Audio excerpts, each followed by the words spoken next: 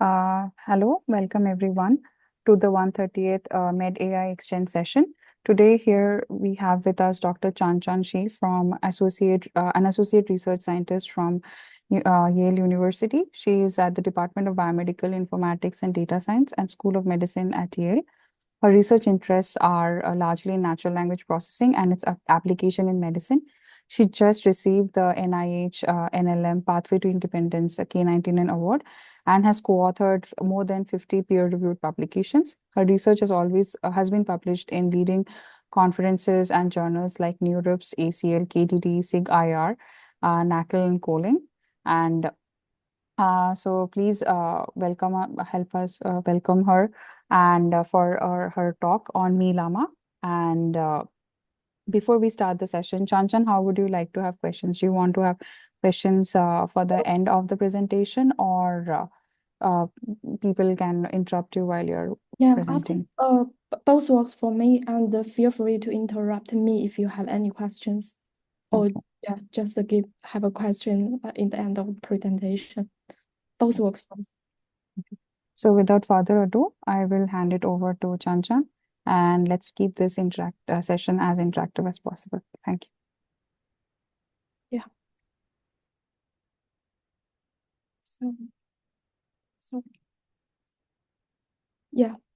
Hi everyone. I'm Qianqian Xie, currently an associate research scientist from Department of Bioinformatics and Data Science, Yale School of Medicine. So thanks very much for the invitation. In this presentation, I will introduce our work, Me-LLaMA, large language models developed specifically for medical applications. So as many of you may know, large language models have shown great potential to revolutionize the medical field. These models have vast potential to revolutionize healthcare by enhancing various aspects of medical practice and research. For example, several studies have shown that ChatGPT passed the US medical licensing exam. Beyond exams, studies are continuously exploring the applications of large language models in real-world medical tasks, including improvements in clinical documentation, aiding physicians with timely and accurate notes, and supporting diagnostic processes by providing insights into potential differential diagnoses. So let me share a particular impressive example of how large language models like ChatGPT can assist in complex diagnostic cases. So as reported, there is a young boy who suffered from chronic pain for 3 years. Over that time, he saw a total of 70 doctors, but none were able to point his diagnosis. So eventually, his mother took a novel approach. She provided ChatGPT with all of her son's medical records and available information, hoping it might offer some insight. Remarkably, ChatGPT suggested a diagnosis that had been overlooked. So this was later confirmed by neurosurgeon. So giving the boy a path towards correct treatment. So this case underscores the potential of large language models to complement traditional medical approaches, especially when faced with complex diagnostic challenges. Then this brings us to an important question. How do large language models eventually actually perform when faced with complex diagnostic challenges? So several studies have evaluated the performance of SOTA models such as GPT-4 and MedGemini using challenging diagnostic tasks from sources like the New England Journal of Medicine case reports. So these models have achieved around 30 to 40% accuracy in predicting the correct diagnosis. While this performance is promising, there is still significant room for improvement to reach the high standards required for clinical reliability. Additionally, so many of these models are actually closed source nature, so limiting the customization and accessibility often needed for healthcare applications. So the question becomes, how can we improve these models to be more adaptable and reliable in medical settings? One clear path to enhancing the performance of large language models in medical contexts is by integrating high-quality domain-specific medical data. So there are several critical sources of information in the medical domain, such as biomedical literature, clinical notes, medical book, and clinical guidelines. There are two main approaches for using medical data to improve the performance of large language models in the medical context. The first approach involves working with closed source models. These commercialized models, such as OpenAI's GPT 3.5 and GPT-4, they allow for fine-tuning, which lets users to adapt the model using their own data. So fine-tuning can enhance model accuracy on specific tasks and tailor responses to better suit particular medical contexts. Another method with closed source models is retrieval augmentation. So this approach combines the model with an external database of medical information. So when a user queries the model, it can retrieve relevant information from the external database to generate a more reliable response. However, these closed source models come with some notable limitations. Firstly, their closed source nature restricts full access and control over the model, limiting customization for highly specific medical needs. Additionally, so privacy concerns are significant when using these models with sensitive medical data, because data is typically processed on third-party servers. There is a risk of data exposure or no compliance with strict healthcare privacy regulations like HIPAA. So these privacy and customization limitations highlight the importance of exploring open source alternatives. So recently, there are actually great advancements in open source large language models, with the LLaMA series model from MedAI as the main representative. These models have opened up exciting opportunities for customization and flexibility in the medical domain, providing a foundation for deeper domain-specific optimization. So effective approach to improve the performance of this open source model include continued pre-training and fine-tuning with instructions in the medical domain. For instance, models like CodeLlama are pre-trained on specialized data. In this case, is actually the code data, which enhances their capabilities in understanding and generating programming-related contents. Another notable example is PMC-LLaMA model. It continued pre-train and fine-tune LLaMA 2 models on biomedical papers, so which substantially enhance its capabilities in answering medical questions and performing well on biomedical QA benchmarks. So to address the need for specialized models in the medical domain, several open source medical large language models have been developed recently. Notable medical large language models developed through these methods include MediChain and Clinical LLaMA, which continue pre-train LLaMA 2 and LLaMA models with extensive biomedical literature or clinical notes respectively. Additionally, models like MedAlpaca, ChatDoctor, and AlpaCare were developed by instruction fine-tuning LLaMA 2 and LLaMA models.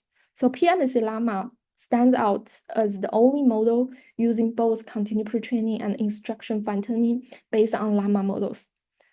Despite these achievements made by existing models, significant challenges remain for developing open-source foundation models in the medical domain. So firstly, few models except PMC-LLaMA employed both continued pre-training and instruction fine-tuning techniques, probably due to the expensive computational costs associated with the model training, especially for the continued pre-training process.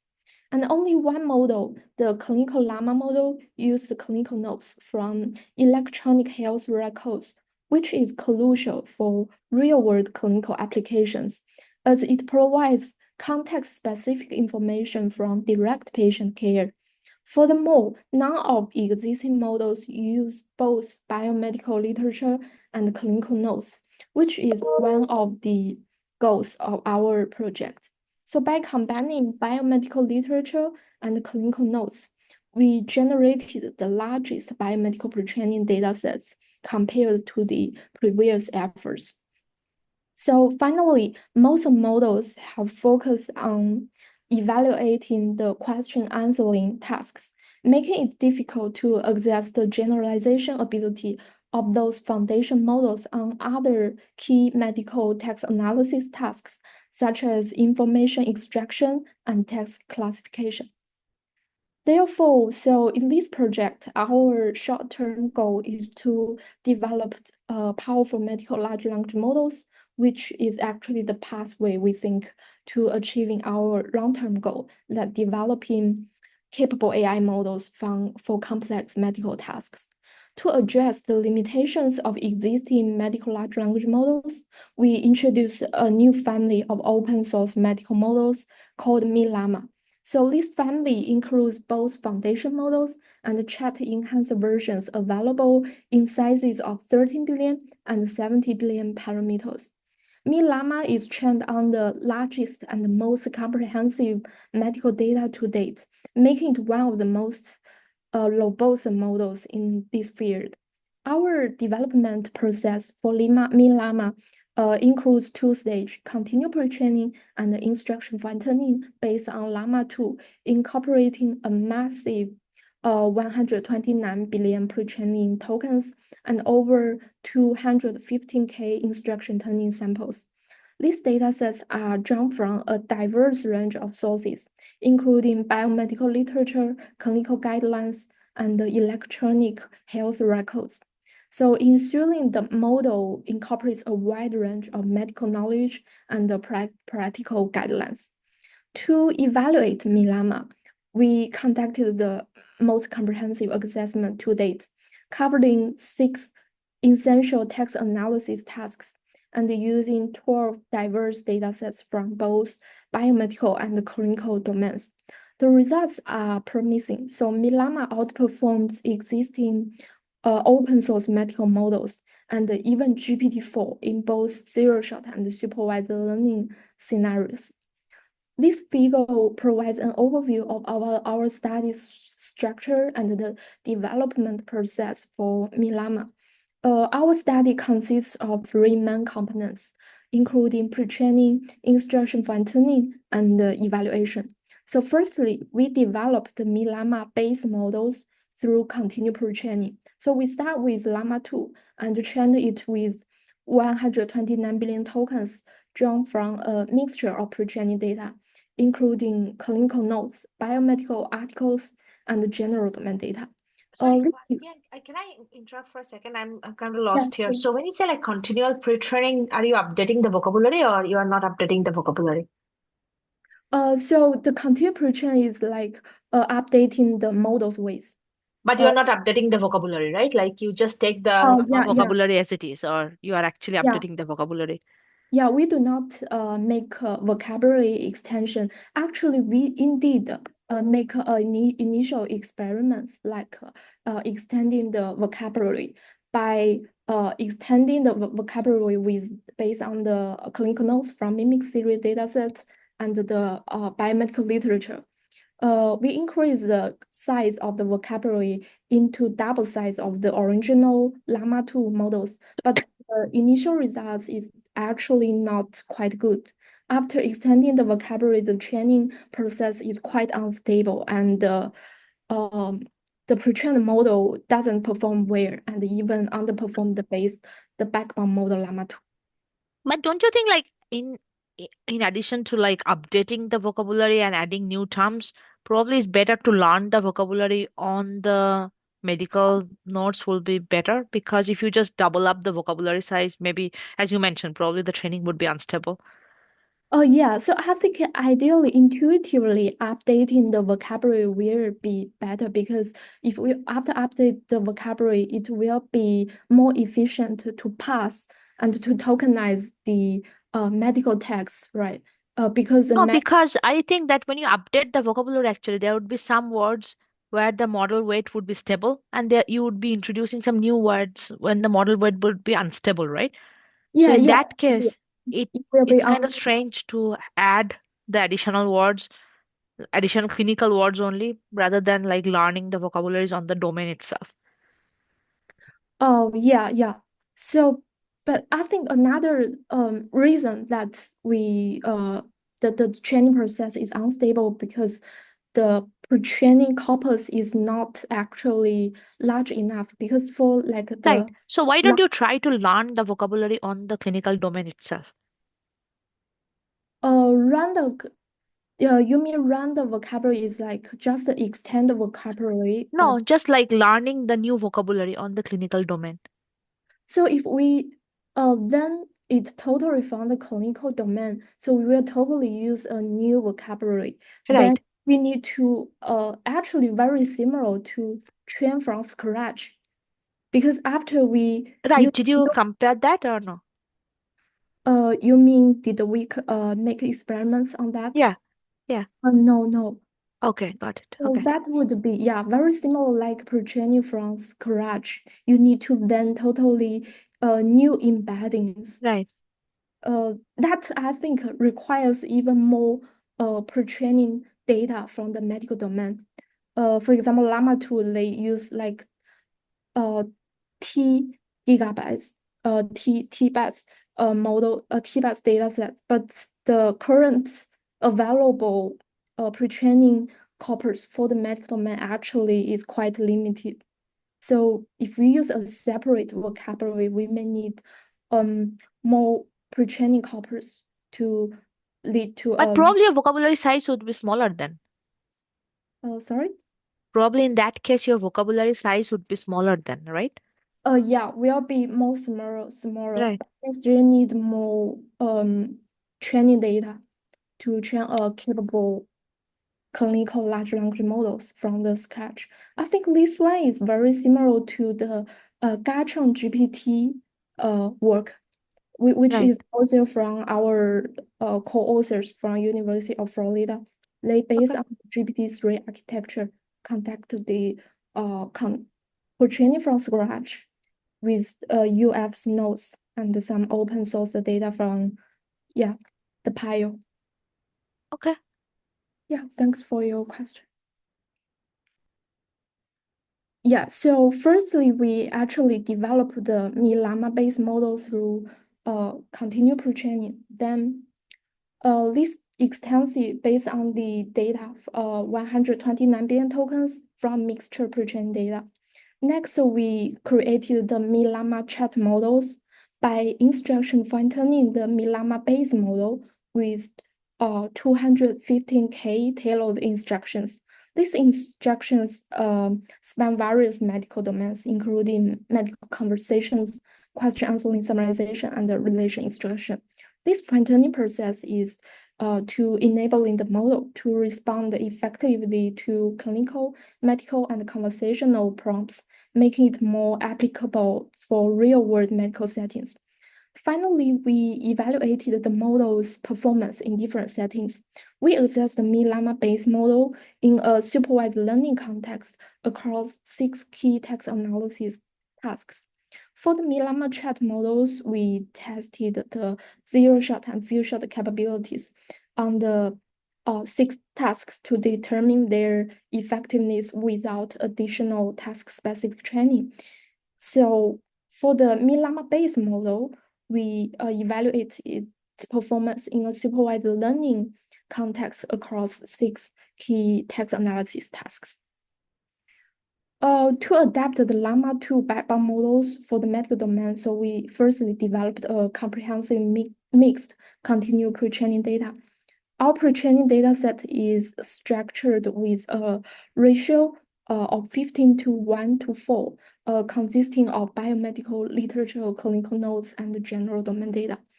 Specifically, we source over 3 million full-text biomedical articles from PMC, PubMed Central, and over 50 million abstracts from PubMed, based on the PIO dataset. In addition to biomedical literature, we also incorporated clinical notes from real-world medical contexts, including the identified free text data from MIMIC3, MIMIC4, and MIMIC-CXR. These notes bring in practical clinical insights reflecting the complexity of patient care. Finally, to prevent the model from forgetting general knowledge during specialization, we also included a subset of the red pajama dataset, which is a general domain dataset that replicates Llama 2's original pre-training data.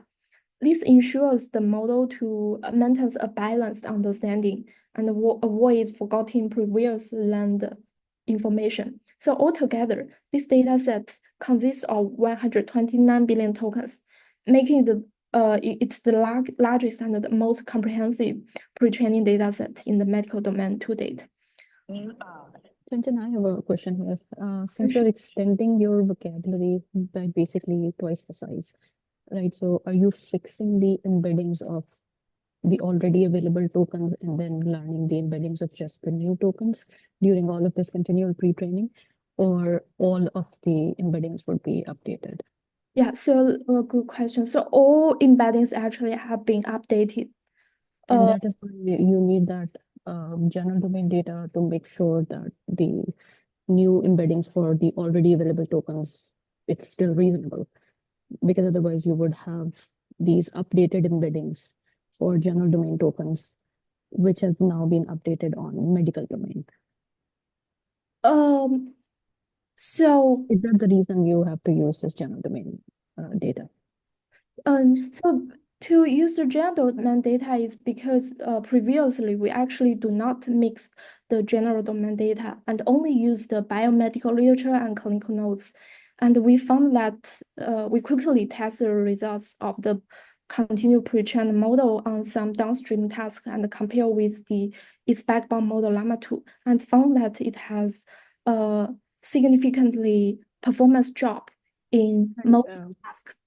Could I ask for some details of those downstream tasks? I just want to understand when your continually pre-trained model lost performance, was it on general domain downstream tasks or medical domain downstream tasks? Actually, on both. On both, okay. Yeah, on both domain, on general domain and both the biomedical domain, we quickly test some QA tasks. One is for the biomedical domain, we use the MedQA and MedMCQA. For the general domain, we use the MLU benchmark.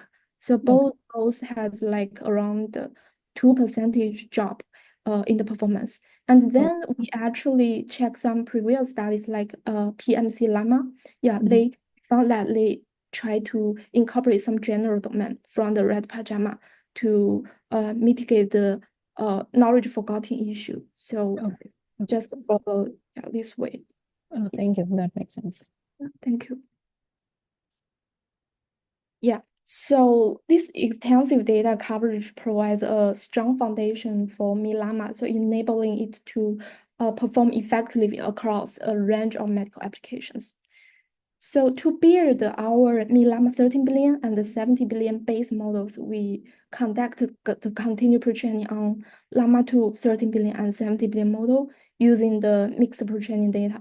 The training loss is actually to predict the next token in a sequence to maximize the likelihood of the next token given the previous context. The training was executed on the University of Florida's Hypergutter AI supercomputer utilizing 160 NVIDIA A100 GPU, each with 80 gigabytes of memory. For optimization, we use the learning rate of 8E-6. The model is training for 1 epoch, and it takes for around 700 hours for the training process of the 70 billion models. And we leverage the deep speed for model parallelization, which allowed us to effectively distribute the workload across multiple GPU nodes. So to further enhance the capabilities of the Me-LLaMA based models, especially in handling diverse medical tasks without the need for task-specific fine-tuning. So we developed the Me-LLaMA chat models through an extensive instruction fine-tuning process. For this, we created a novel medical instruction tuning data comprising 215K high-quality samples sourced from a diverse area of datasets. This dataset is unique in its comprehensive coverage of both biomedical and clinical domains. As shown in this table, our sources including biomedical literature, clinical notes, clinical guidelines, knowledge graphs, and general domain data. The instruction dataset covers a wide array of tasks, such as medical conversation, question answering, summarization, relation extraction, classification, next sentence prediction, and keywords prediction. So using this beard dataset, our goal is to maximize the likelihood of generating correct responses given the specific medical prompts. This fine-tuning was performed over 3 epochs using 8 A100 GPUs with a learning rate of 1e minus 5 and the weight decay of 1e minus 5 and a warm-up ratio of 1e minus 2 to enable a gradual adaptation. And we also applied the LLaMA, the parameter efficient fine-tuning technique, to let the models training more efficiency without requiring extensive computational resources. The entire process took approximately 140 hours to fine-tune the 70 billion models. So this instruction fine-tuning process allows the model to handle the diverse medical queries and prompts in a zero-shot setting. This is an example of the instruction samples used for fine-tuning Me-LLaMA chat. So the input is the prompt concatenating with the input question. The response is actually the gold standard answers which the model aims to generate. So most existing studies actually focus preliminarily on evaluating models through the question answering task. In our paper, we aim to provide a more comprehensive assessment by creating a new benchmark. So this new benchmark includes 6 critical text analysis tasks, including question answering, name entity recognition, relation extraction, text classification, text summarization, and the natural language inference. So these tasks collectively cover 12 diverse datasets sourced from both biomedical and clinical domains as shown. So, can I ask you one quick question here? Because it seemed like some of this task is actually including the dataset that you pre-trained on. Don't you think that that is kind of strange that you have the Mimic CXR, you have the PubMed, these were in your pre-training dataset too, right? Uh, yeah, so actually the data source is the same, but the task actually But if you train the model on those, like pre-train the model on those datasets and then you fine-tune, then you are also evaluating on the same dataset. This is kind of like strange, right? Like it's kind of like we are thinking of like kind of like data leak here.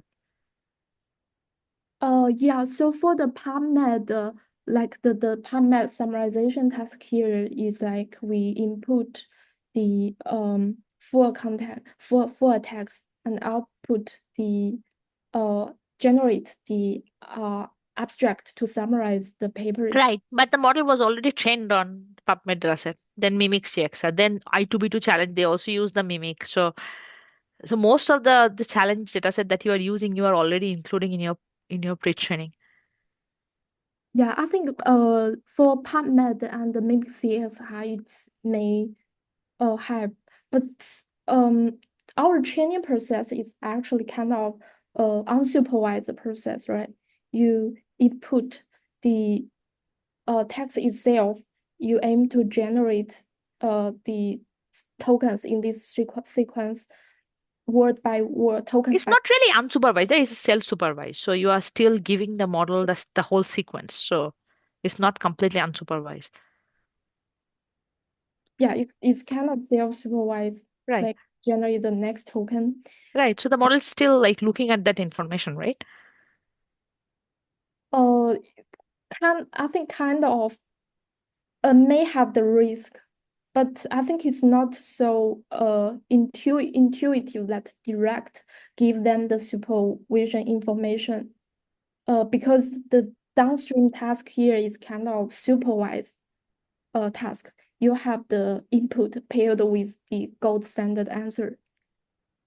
Okay. Okay. So I'm just curious, like, did you publish this paper somewhere, or this is still in review? It's still under review. Okay, got it. Yeah, thank you.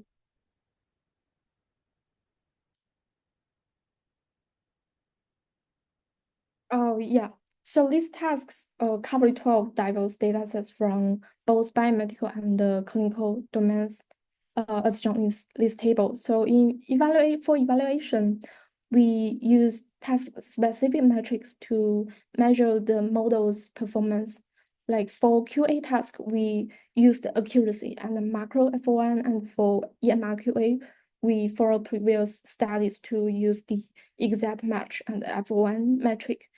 The NER was evaluated with the entity level macro F1, and IE task is use the macro F1 score.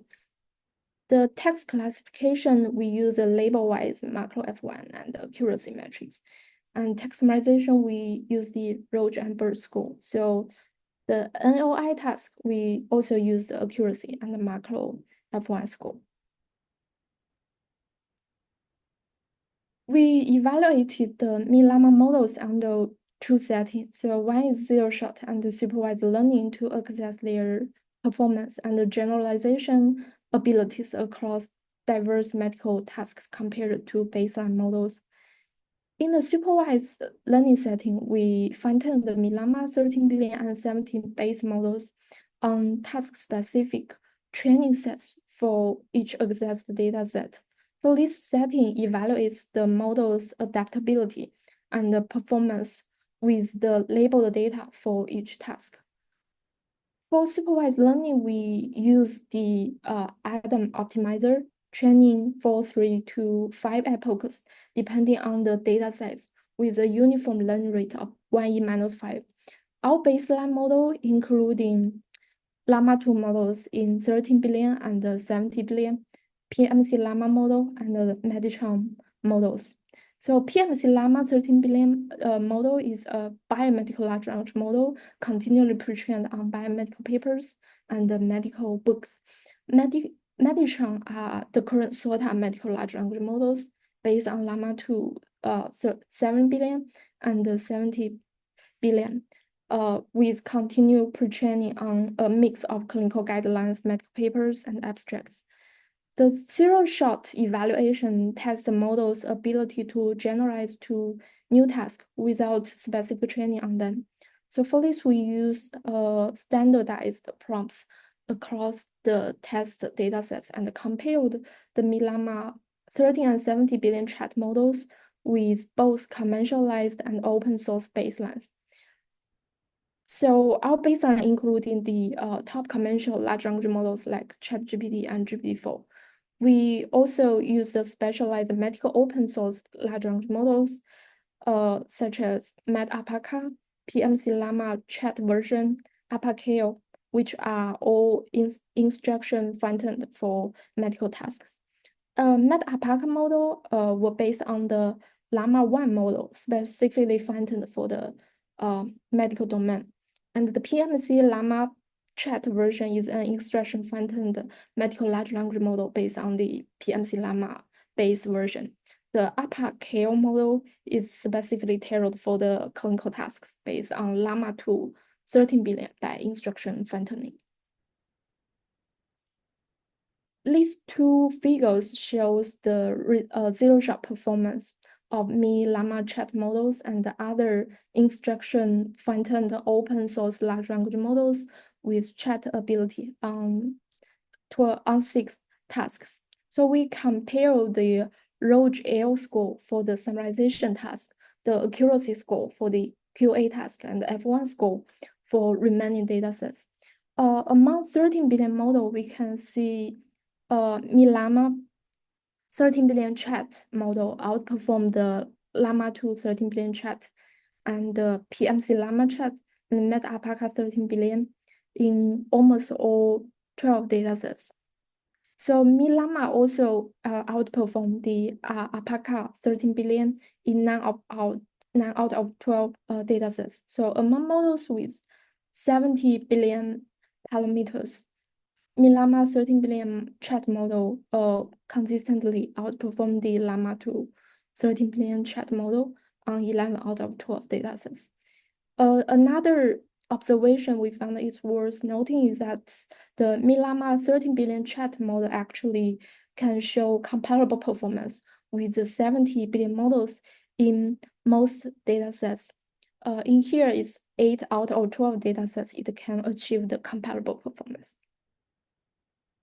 In this figure, we further compare the few-shot performance between Me-LLaMA models with Medtron 70 billion and the current state-of-art medical large language model. So given Medtron's, it doesn't have the instruction fine-tuning version, so given its limited ability to follow instruction, our performance comparison utilize a few shots approach. So we employing a one-shot method for the summarization dataset since its input length is quite extensive, and we use 5-shot method for the other datasets. We can see that the Me-LLaMA models consistently achieved better performance in 11 out of 12 datasets, except for the PubMed QA dataset. These two figures further compare the performance of the Me-LLaMA 13 billion and the 70 billion base models with other open source large language models in the supervised learning setting. So in the 13 billion, we can observe that the Me-LLaMA 13 billion model can outperform the similar sized medical foundation model like PMC Llama on 11 out of 12 datasets, and also outperform its backbone model, the general foundation model Llama 2 30 billion on 10 out of 12 datasets. And yeah, it's also noticed that similarly in the zero-shot setting, the 13 billion model was competitive with the 70 billion models in most cases. In this case, it's still 8 out of 12 datasets. So for the 70 billion models, yeah, Me-LLaMA still achieved the best performance on 9 out of 12 datasets. So when compared with the Llama 2 70 billion and the Medtron 70 billion model. In this figure, we further compares the performance of Me-LLaMA models in the zero-shot and the supervised learning setting against the conventionalized, conventionalized large language models, ChatGPT and GPT-4, which have significantly larger model size when compared with Me-LLaMA. Due to the privacy concerns, which we cannot transfer the clinical data sets with patient information to ChatGPT and GPT-4, so we only conducted our comparison across 8 open source data sets that are not subject to this limitation. In the zero-shot setting, we observe that Me-LLaMA models outperform ChatGPT on 5 datasets, but fell short on 7 datasets when compared with GPT-4. So after task-specific supervised fine-tuning, it surpassed the ChatGPT on 7 out of 8 datasets and outperformed GPT-4 on 5 out of 8 datasets. So due to the model size is significantly smaller than when compared with GPT-4 and ChatGPT. So Me-LLaMA models still show an impressive performance and ability for both supervised learning and zero-shot learning purposes on a wide array of medical tasks. So this underscores its efficiency and the potential for handling different medical tasks. So this table further demonstrates the zero-shot performance of Me-LLaMA models compared to their Llama 2 models, to illustrate the impact of continued pre-training and instruction fine-tuning. We can see that the continued pre-training actually can yield substantial performance improvements across different data sets, with the performance gains ranging from 0.5% up to 55%. For example, the Me-LLaMA 70 billion model, after continued pre-training, shows considerable improvements over the baseline Llama 2 70 billion models, especially in domain-specific tasks like MedQA and PubMedQA.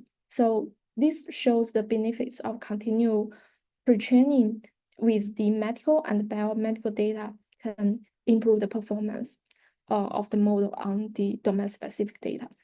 So instruction fine-tuning can further enhance the model's zero-shot capabilities, with the performance increases from like 3.7% to 51.9%.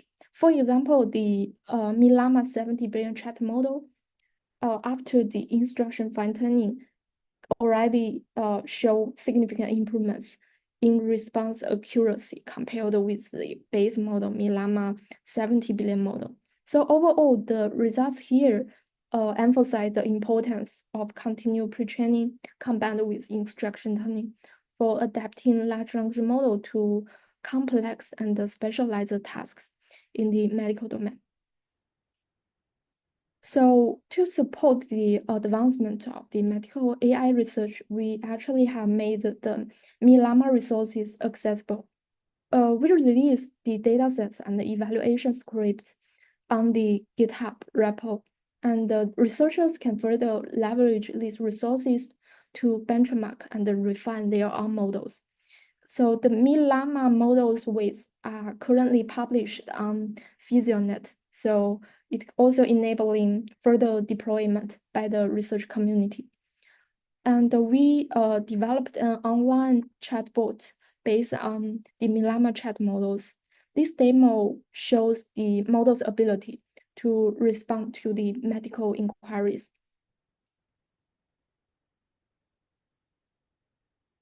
So yeah, this highlighting is Me-LLaMA's potential in some practical applications.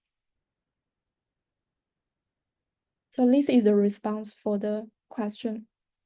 Then we continue, have a follow-up question.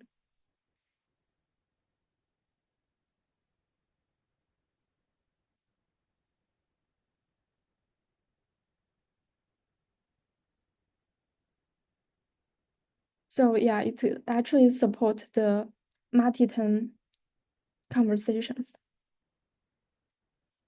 Qianqian, can I ask what is kind of under the hood for this Yeah. chatbot? Do you have like a retrieval-based scenario where it goes and searches for the right context? I mean, sort of a RAG-based approach, or is it purely generative? Yeah, it's just a demo chatbot totally based on the Me-LLaMA 13 billion chat version. We just build an interface here. So the supporting the inference is just the orange model without information, without retrieval augmentation. Okay. Yeah, we notice the hallucination and the factuality issue for its responses. So yeah, we actually are trying to use the retrieval augmentation method to further improve it. Thank you. That makes sense.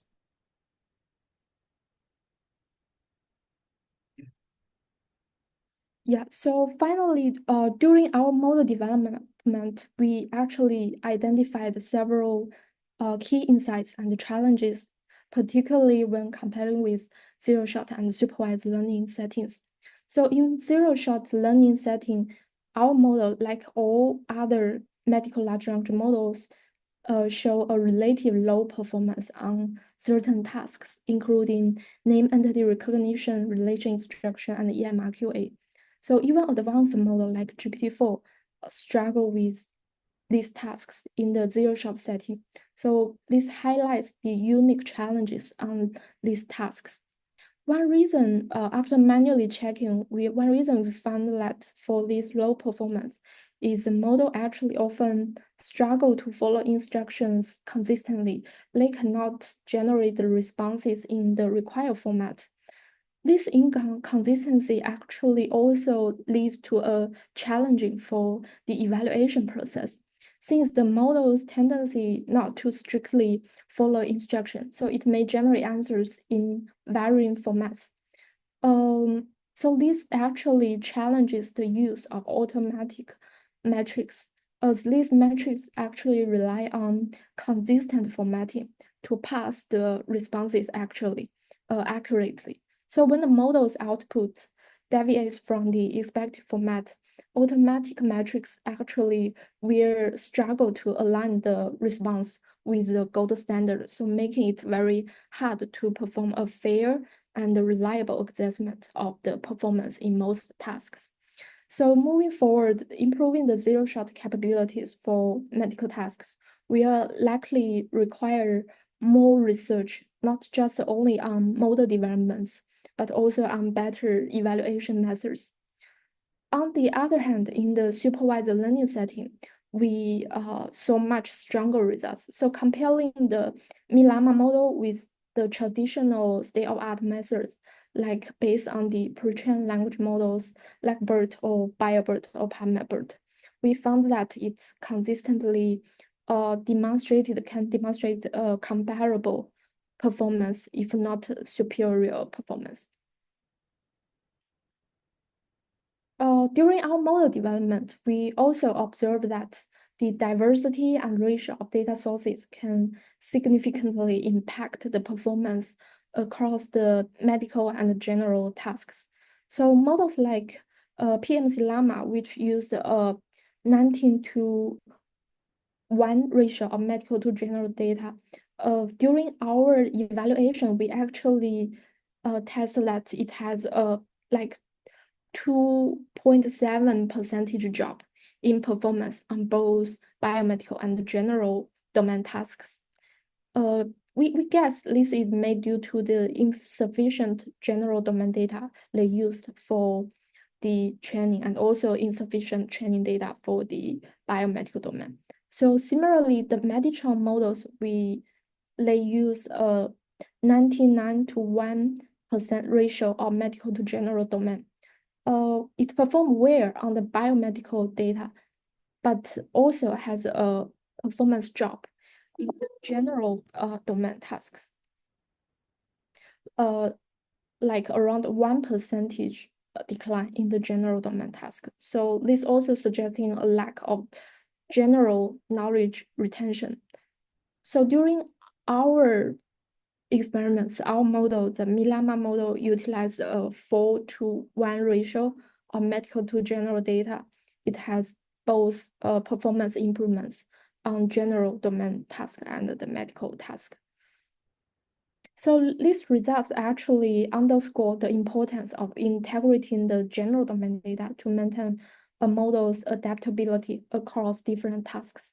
However, we found that finding the optimal ratio between the specialized medical data and the general domain data is actually very challenging and actually requires further empirical exploration to maximize both the domain-specific accuracy and generalization ability.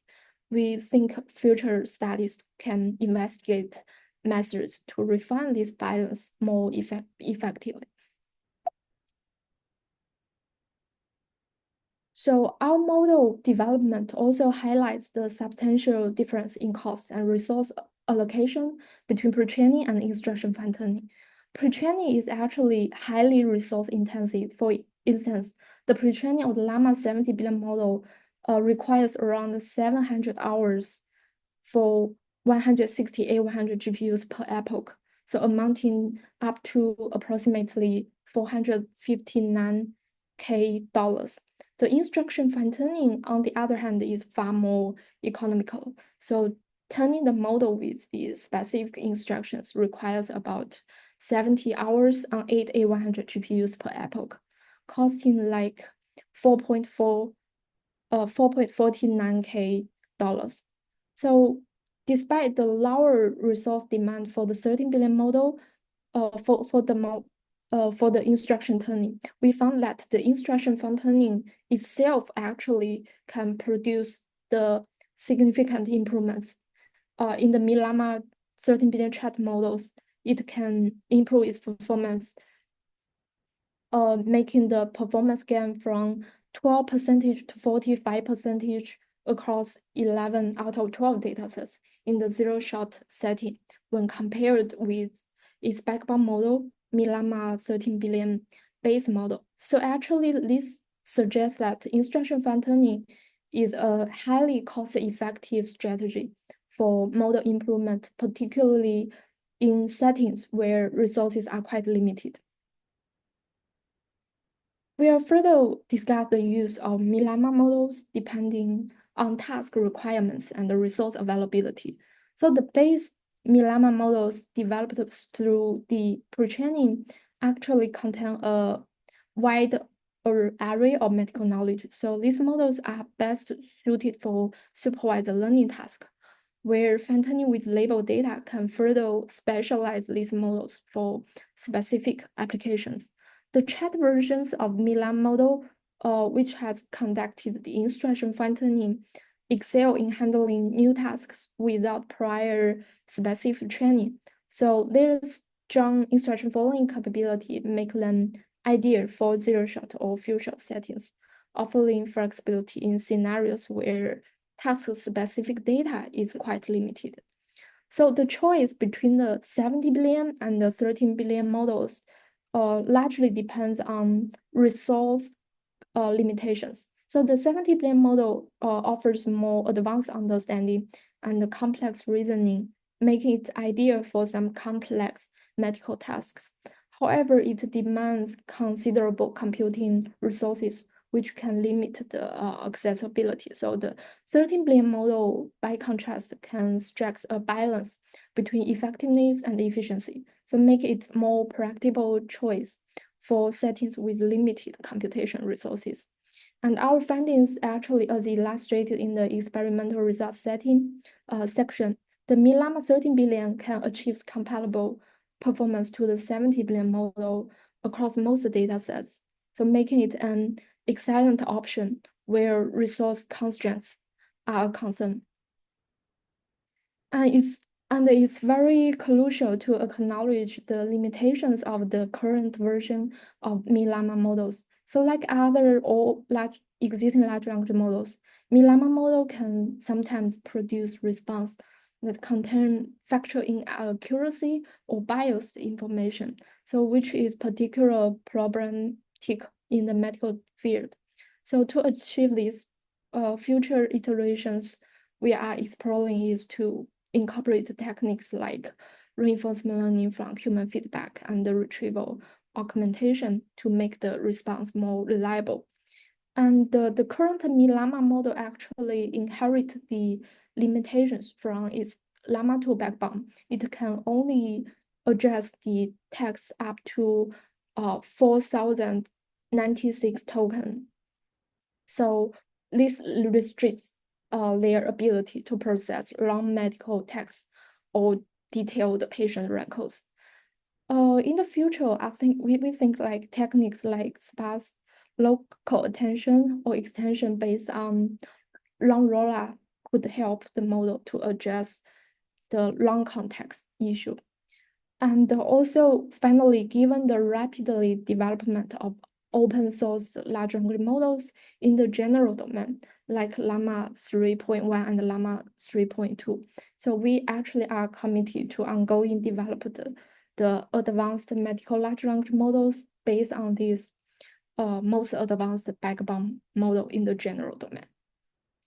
So finally, I would like to express my gratitude to our lab members and the collaborators from University of Florida who have made big contribution to the Me-LLaMA project.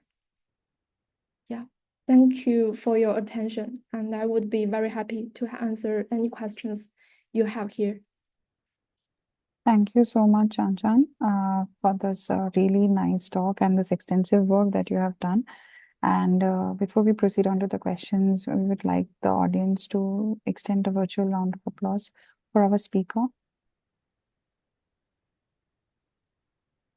Okay, with that, let's open the floor for some more questions.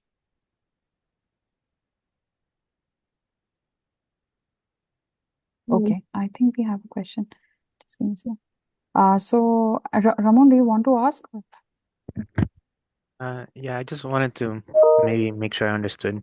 It was mentioned that for one of the named entity recognition tasks, the model didn't perform well because of how the outputs were being generated, that they weren't consistent. Is it possible to do some sort of post-processing to, let's say, standardize the outputs better? Or Yeah, this is a very good question. Yeah, so I think the underperform performance from two reasons. Firstly is because the model itself actually cannot follow the instruction to generate correct answers. So I think this is because the task setting itself is kind of a challenge, not like question answering task. The question answering task we use here is like we input the question and let it make some choices between A, B, C, D, E different options, and it only reply to A, B, C, these selections. But for the named entity recognition and like relation extraction, it aims to extract the recognize the entities in the given sentence. So our prompt setting in here, following previous studies in our lab, we actually let the model to extract the entities by label the text, not directly give the entities the answer. So this may increasing the difficulties for the model to correctly understanding the prompts itself, and that the model cannot following the instruction to give us required the responses. Even on GPT-4, the SOTA conventionalized large language models, they cannot actually correct following the instructions in most cases. Yeah, another issue is that once the model cannot follow instruction, so it will be hard for us to correctly pass the generated answers to compare with the gold standard. Indeed, yeah, we do some post-processing based on the prediction results of different large language models. But actually, for different models, they can generate various variety formats. So we need to keep updating the post-processing process to accurately pass the predicted results from different models to cover most cases. So using the post-processing can indeed improve the performance a little bit. But I think the key lies in we need to develop advanced, better prompts and improve the model's ability on instruction following. I see. Thank you. Any more questions? Okay, so Chanchan, I have a question. So I saw that, you have the data sets that you use for training or pre-training your model is mostly, I think the PMC, I think the biomedical literature. Then you have the mimic data, I guess, the clinical notes from mimic data, and then the red pajama, right? I guess. Yeah. So, so clinical notes, I can understand, these are all publicly available. Did you use anything that was private data, any electronic health records that was like private or which was not out there in the web? Because, sorry, just one. So because what kind of like all the other models out there, they are also trained on these kind of data sets. Like if you look at MedPalm or if you look at ChatGPT or things like that. So I was just curious that was there anything that was used in the data training that is not like, out there and publicly available? Okay, yeah. That's a good question. So, the current Me-LLaMA version didn't use the private data because, it requires extensive computation resources like over 100 GPUs, conducting pre-training over 1 month. So, like in Yale, we doesn't have the enough computational resources to support the pre-training on such a big model. So we collaborate with our collaborators from University of Florida. From their side, they have the supercomputer AI, supercomputer clusters, over 1,000 GPUs there. But if, for example, we would like to use Yale's EHR for the continued pre-training in Florida's side, is actually impossible that we can transfer the large-scale private EHR data. So we can only use the data from our collaborators, like University of Florida's nodes, to conduct the continued pre-training in the University of Florida's server. So in our recent work, we actually have based on the LLaMA 3.1 base model to conduct the further continued pre-training with this open source data along with the private data from the Florida side. Okay. Because yeah, I think it would be very clear. As of now, if I look at Me-LLaMA, it's kind of a model, a medical model, which is kind of similar. If I take ChatGPT and just train it on this data, like fine tune it once more on this data and run it, I guess it can kind of work well. But I guess if you take Me-LLaMA and then train it on some specific domain specific data and then run, that's where I think the main idea, like the main the performance, how do I say, the performance gains comes, I guess. Like it will probably perform better than ChatGPT. That was what I was like curious about. That's the reason I asked, like, if you had any private data or a smaller data set that you had that you used for your evaluation or anything of that sort instead of. Yeah, I think using private data is actually important because in the latest version of the LLaMA 3.1, we quickly test its zero-shot performance on some QA tasks as we use in here 3 QA datasets. We found that its performance is quite high. The zero-shot performance is even close to the supervised fine-tuning performance. And we guess actually in their data, they already use the training data. Yeah, exactly. Yeah. So, any more questions? I had a quick question about the red plasma from this slide. So if I just wanted to make sure if I understood correctly, the purpose that we use the data set for red plasma is because it could be if the Me-LLaMA can forget the general knowledge while it is fine tuning. Yeah. So it can quickly forgot its general domain knowledge during the continued pre-training, especially when we use a very large learning rate. And the red pajama data actually is kind of replicates of the pre-training data for the LLaMA 2. So most following previous studies, we choose this one and try to sample a small subset from it to let the model to have a smoothly training process to adapting to the medical domain while keep do not forget the general domain knowledge when they learning during the pre-training. Okay, I see. Yeah, thank you. Okay.